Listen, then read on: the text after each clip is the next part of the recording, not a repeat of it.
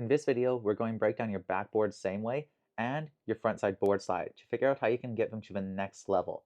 Currently, they're looking really good, and there's only some small changes you need to make in order to make these tricks truly stylish.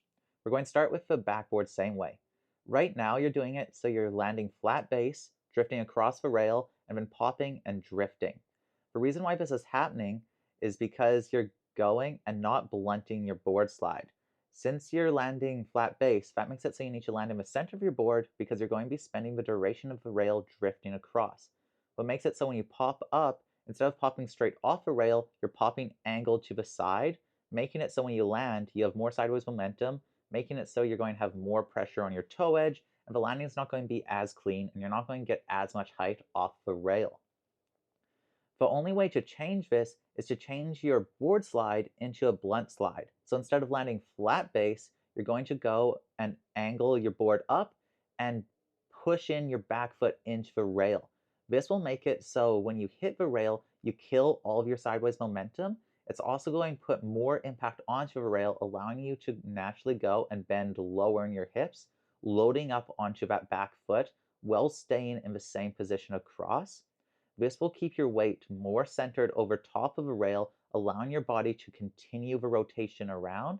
So when you get to the end, you can pop straight up the feature, giving you more height, and you'll have more rotational torque in your body, allowing you to get the rotation around easier. The challenge with this is it's really hard to blunt slide.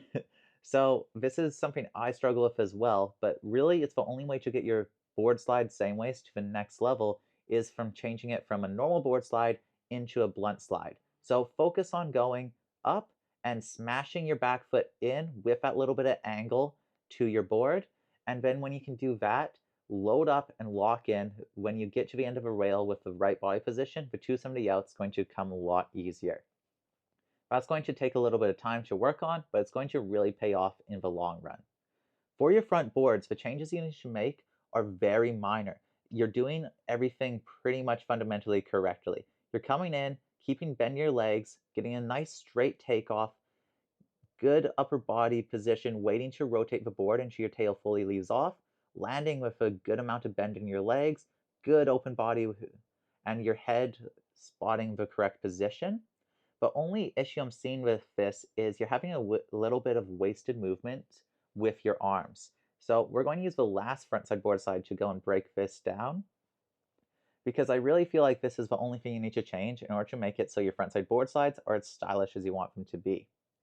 So to do this, we're going to compare it to one of my frontside board slides. Let me just go and get this linked up really quick. Coming off the takeoff. So on my frontside board slide, the main difference you're going to see is my arm positioning.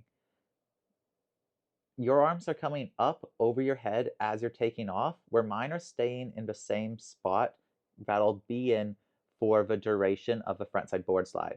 So now that I got these linked in, we can zoom in. So you can see right here, when you're popping up, you're throwing your arms and lifting with them up over your head, where I'm keeping my arms across my body. So when I shift into my frontside board slide position, my arms aren't raising up. Instead, they're staying in the same level position, where your arms are going from up above your head back down towards your torso. So you're ending up in the proper frontside board slide position. You're just using a little bit of extra body motion in order to get into it. So all you need to do in order to make your frontside board slides more stylish is go and stop popping up with your arms as drastically. I'm going to show that one more time, and that just means when you're going and jumping, try to go and keep your arms down closer to your waist, and that way when you go and pop up, they'll pop up into your natural arm position, so you're not going all the way down by the waist, all the way up over your head, and then all the way back down. Because the more motion you have with your arms, the less steezy your frontside board slide is going to be, because it's unnecessary motion, and steeziness on the snowboard is basically just making it look as simple as possible. So the best way I'd say to go and change this is right here for your pop. Your arms are starting in the right position, but as you pop, you're going and lifting them up, and then as you hit the rail, you're lifting them down. So just try to be conscious about your arm positioning and try to keep them down a little bit This is also going to be exaggerated because you are going onto a flat rail with a bit of a jump on, making it feel like you need to get extra height. So focus more on getting that height through your torso and through your hips, and less on letting your arms come up. And that's just going to let you go and get a steezy front board where your arms seem relaxed the whole way. And other than that, you really don't need to make any changes.